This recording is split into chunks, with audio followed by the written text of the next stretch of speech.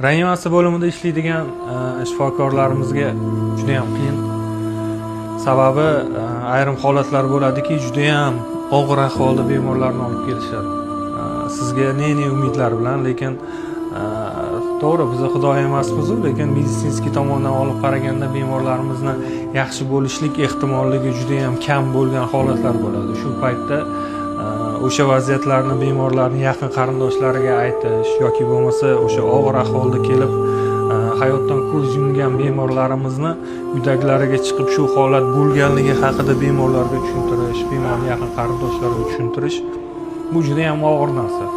Har bitta reanimatologning o'z qabristoni bor, lekin maksimal darajada o'sha qabristonni to'ldirmaslikka harakat qilish kerak. Hamma narsa abadiy emas. Har bir bemorimiz, har bir inson o'zini vaqt soati kelsa o'sha holat yuz beradi.